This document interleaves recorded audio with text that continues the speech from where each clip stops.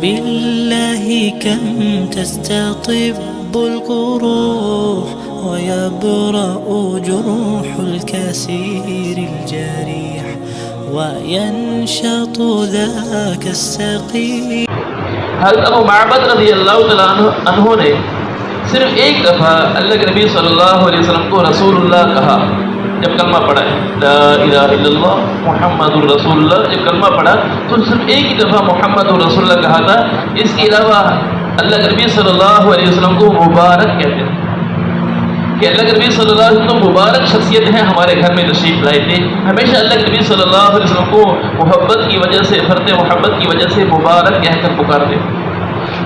کہنے لگے کہ ہر صاحب مبارک، یہ وہ شخص ہے جو مبارک کا ساتھی. تو حضور صلی اللہ علیہ وسلم ام معبد رضی اللہ تعالیٰ عنہ کے گھر سے روانہ ہوئے تھے. تو راستے میں چلتے چلتے حضرت ابو بریدہ اسلمی رضی اللہ تعالیٰ عنہ 70 سواروں کے ساتھ تلاش میں نکلے ہوئے تھے، جیسا کہ اور لوگ بھی حضور صلی اللہ علیہ وسلم حضرت بکر صدیق رضی اللہ تعالیٰ عنہ کی تلاش میں نکلے ہوئے تھے انعام کے لالچ میں. جب اللہ کے نبی صلی اللہ علیہ وسلم سے ملاقات ہوتی ہے تو ملاقات کے بعد یہ سارے کے سارے حضرات مسلمان ہو گئے.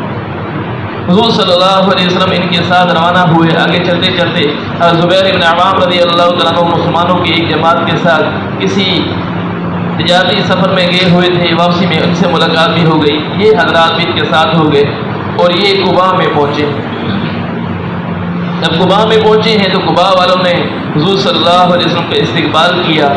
بعض روایات سے معلوم ہوتا ہے کہ حضرت کلثوم بن حدم رضی اللہ تعالیٰ عنہ ان کے مکان میں حضور صلی اللہ علیہ وسلم نے قیام فرمایا، اور بعض کسی اور کا حضرت ابن خیثمہ رضی اللہ تعالیٰ عنہ ان کے بارے میں کہتے ہیں کہ ان کے مکان پر حضور صلی اللہ علیہ وسلم نے قیام فرمایا تھا. لیکن پہلی روایت صحیح ہے، زیادہ صحیح ہے، حضرت کلثوم بن حدم رضی اللہ تعالیٰ عنہ کے مکان پر حضور صلی اللہ علیہ وسلم نے قیام فرمایا.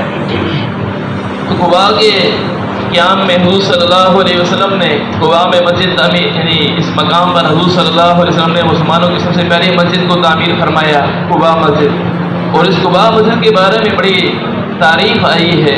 قرآن پاک میں اللہ تبارک و تعالیٰ قباء والوں کے بارے میں تعریف فرما رہی ہیں فیہ رجال یحبون ان یتطہروا. کہ اللہ کے نبی صلی اللہ علیہ وسلم کو اللہ تبارک و تعالیٰ نے اس بات کا حکم دیا کہ آپ اس مسجد میں قیام فرمائیں کہ اس میں ایسے لوگ ہیں جو اچھی طرح پاک رہنے کو پسند کرتے ہیں. اور ان کا معاملہ یہ تھا، عربوں میں عام طور پر معاملہ یہ ہوتا تھا کہ چونکہ پانی کی وہاں قلت تھی تو ڈھیلے سے استنجا کرتے تھے. تو اللہ کے نبی صلی اللہ علیہ وسلم کو اللہ تبارک و تعالیٰ یہاں حکم اس لیے دے رہے ہیں کہ یہ لوگ ایسے ہیں کہ ڈھیلے سے استنجا کرنے کے بعد پانی کو بھی استعمال کرتے ہیں، یہ اچھی طرح پاک رہنے کو پسند کرتے ہیں. تو اللہ کے نبی صلی اللہ علیہ وسلم کو اللہ تبارک و تعالیٰ یہاں قیام کا حکم دی. اس کے بالمقابل منافقین نے مسجد بنائی تھی مسجد ضرار نام سے. تو اللہ کے نبی صلی اللہ علیہ وسلم نے بعد میں اس کو گرانے کا حکم دیا تھا. تو اللہ کے نبی صلی اللہ علیہ وسلم نے یہاں قیام فرمایا. مختلف روایات ہیں، بعض روایات سے معلوم ہوتا ہے کہ اللہ کے نبی صلی اللہ علیہ وسلم نے قباء میں 4 دن قیام فرمایا ہے، 5 دن یہاں سے روانہ ہوئے. بعض روایات سے معلوم ہوتا ہے کہ 12 دن قیام فرمایا. بعض روایات سے معلوم ہوتا ہے کہ اللہ کے نبی صلی اللہ علیہ وسلم نے یہاں 24 دن قیام فرمایا. مختلف روایات